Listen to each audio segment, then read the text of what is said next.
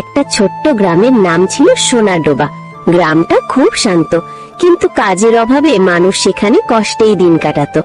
সেই গ্রামেই থাকতো মা জয়বুন আর তার একমাত্র ছেলে সাবু।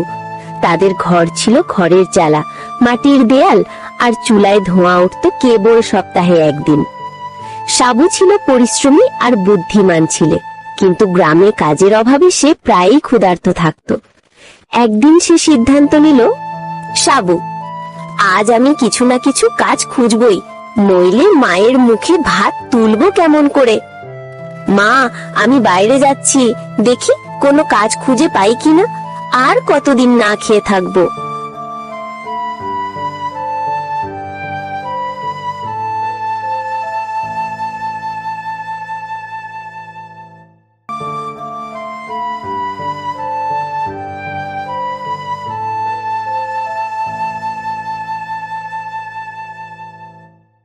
সে সকালে মাঠের দিকে হাঁটতে লাগলো।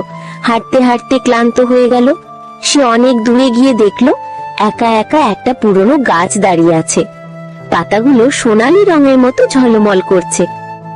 সাবু, না, আর পারছি না, একটু গাছটার নিচে বসে ঝিরিয়ে নি। সাবু গাছটার নিচে বসে ঘুমিয়ে পড়ে।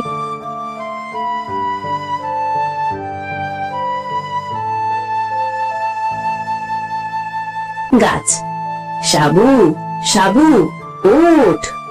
সাবু চমকে ওঠে। কে ডাকছে আমায়? সাবু চারদিকে তাকায়। গাছ, আমি রে, আমি। সাবু, তুমি কথা বলতে পারো? আর তুমি আমার নামই বা জানলে কি করে? গাছ, আমি সব জানি, আমি যে জাদুর গাছ। আমি তোর কষ্টের কথা জানি। তুই যে মা ভক্ত একজন ভালো সৎ ছিলে, আমি তাও জানি। তাই আমি সিদ্ধান্ত নিয়েছি আমি তোকে সাহায্য করব। সাবু, তুমি কি বলছো? গাছ, শোন, সূর্য ওঠার আগে আসবি, দেখবি একটা সোনালী পাতা পড়ে আছে। তুই পাতাটা নিয়ে মাকে দিবি, দেখবি তোর সব দুঃখ দূর হয়ে যাবে। একটা কথা মনে রাখবি, তুই কথাটা কাউকে বলবি না, আর লোভ করবি না। সাবু বাড়ি চলে যায়।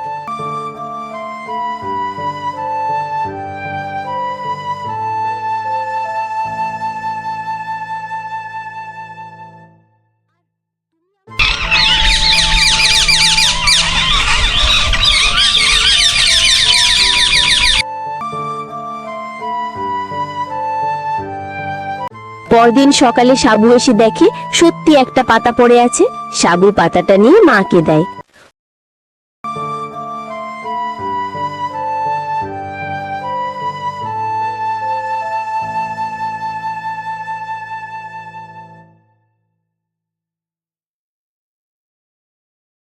অবাক হয়ে দেখে পাতাটা ধীরে ধীরে একটা সোনার মুদ্রায় পরিণত হলো। মা, কোথায় ফেলি এটা? সাবু, মা, এটা জাদুর গাছের দান, কিন্তু গাছ বলেছে একবারে একটাই পাতা নিতে হবে।